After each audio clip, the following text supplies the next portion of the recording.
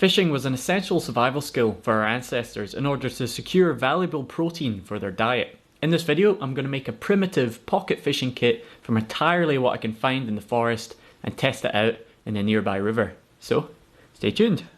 Hi folks, Tom from Davidosi, thanks for tuning in. So our journey begins with this plant, the stinging nettle. Scientific name, Urtica dioica. Gaelic name, Juntac. Not only is it one of the most nutritious wild edibles you can find in the UK, it also has very strong fibres, perfect for making fishing line. They're best to harvest mid to late summer when they're fully grown and by cutting them close to the base. Next you want to strip off the leaves. I do this by running my hand twice down the stem one way and twice the other way.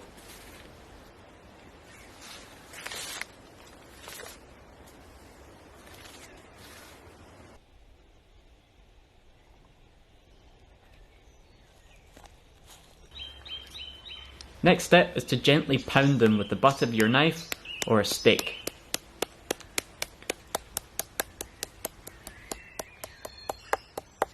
Then you want to split the stem in half all the way along.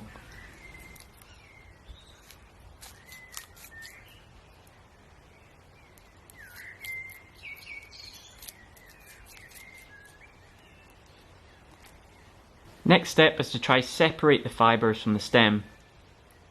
I find if you can make a clean break and using your forefinger and thumb you can strip off the fibres in one motion.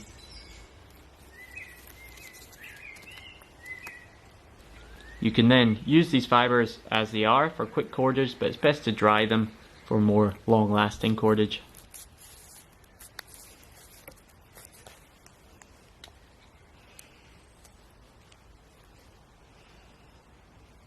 I found that about 20 nettles will produce this much dry fibres. This bundle has been drying for about 3 days, that's why it's a bit green, and this one for about a week. And as it's dried, I've just been rubbing it in my hands, trying to break up the fibres, trying to separate any bits of stem that's still there. I've also tried combing it.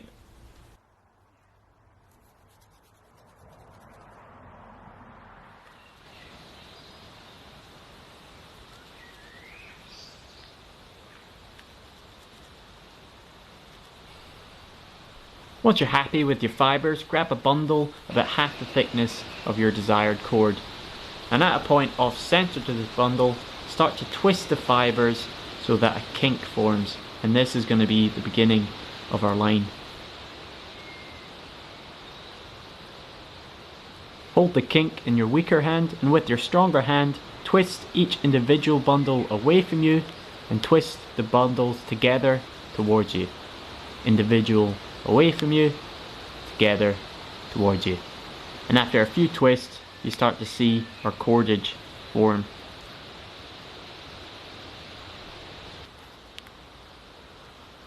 You want to try to keep those bundles equally sized, and when you start to run out of fibres, simply add some more nettle fibres into the bundle and continue twisting.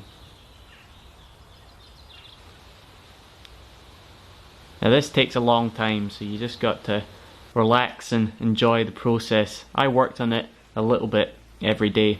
Now I'm making a main thicker line, that'll be on the hand reel, but I'm also making some thinner leaders.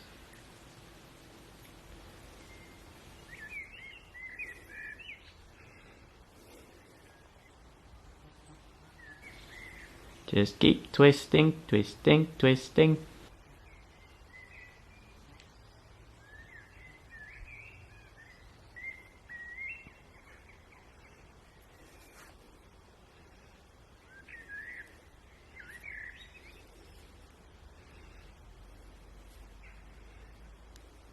If you find one bundle is getting thicker but you don't want to add any more fibres, then you can simply move a few fibres from one bundle to another so it's equalised and keep twisting.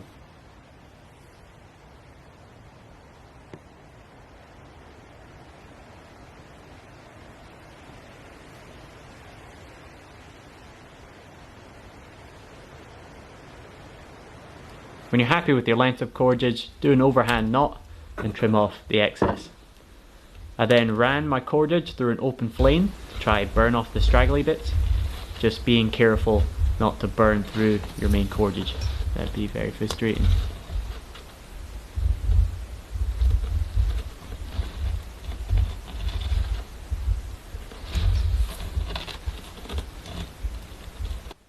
I then softened some beeswax and ran it up and down all of my main line and leaders to try waterproof it and make the line last longer.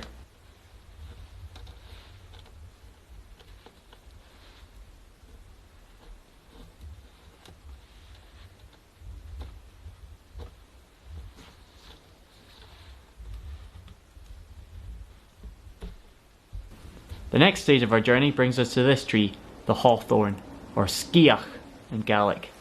In the spring it has edible leaves, and in the autumn it has edible berries. And in Gaelic myth, this tree was believed to be the gateway between this world and the other world. And ever since the Stone Age, the thorns of the tree have been used to make fish hooks.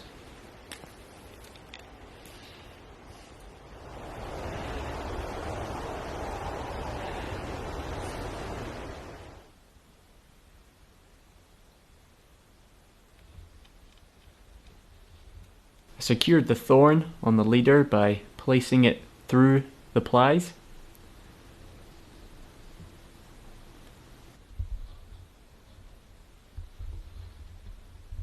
And then secured it in place by lashing it with some nettle fibre. And then finally covering the lashing with some pine pitch glue to hold it all in place. I then made a simple wooden card so I could wrap my leaders around, stopping them from getting tangled and hopefully stopping the thorns from breaking.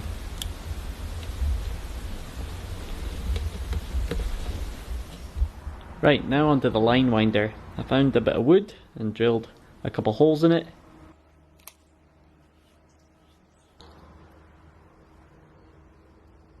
Then split that bad boy in half. Shaped them up a bit. Then found some horizontal bits and shaved them off so that they could fit within the holes.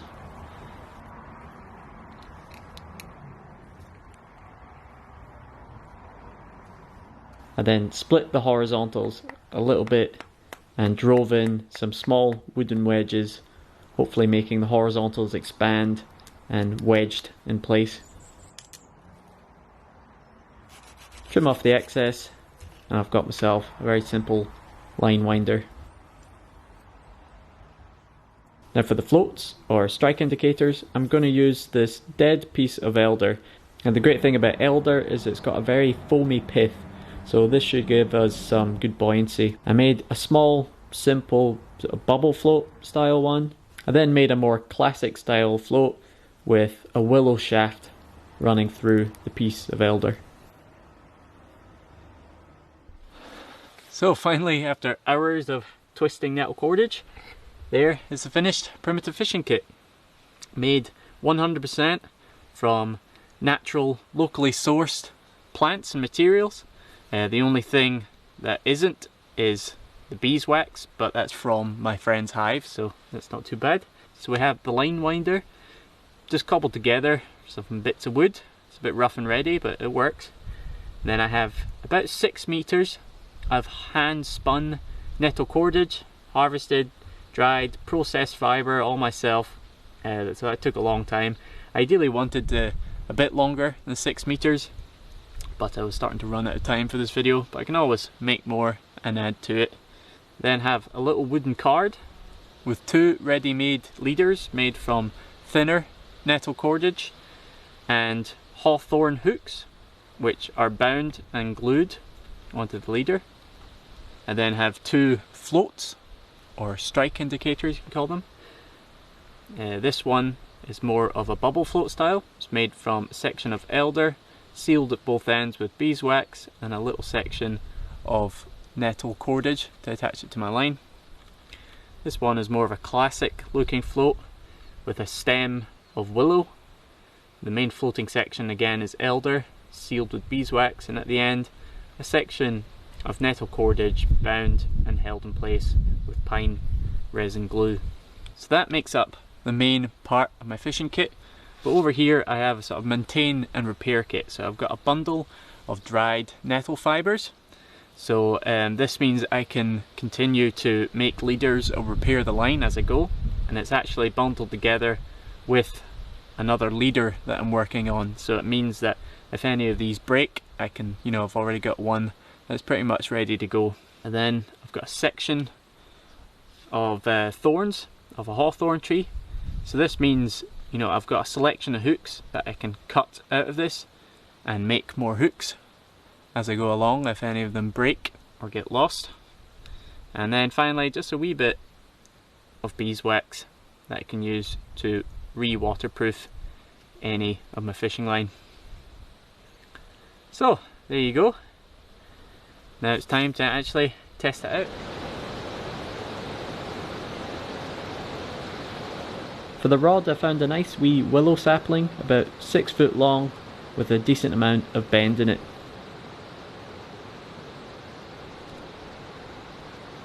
I then secured the line at the top of the rod with a clove hitch, and then down the rod I secured the line with a couple of half hitches before finally lashing it at the end. So with the idea that if the tip of the rod breaks, the line is still attached where my hand is, so I won't lose it.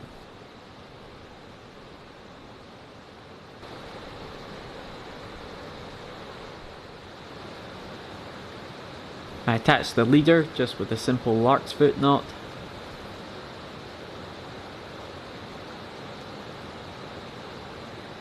And same with the float. This means it's really secure and I can still easily adjust it along the line. I'm using some earthworms for bait, and I actually had to tie them on with a bit of nettle fibre.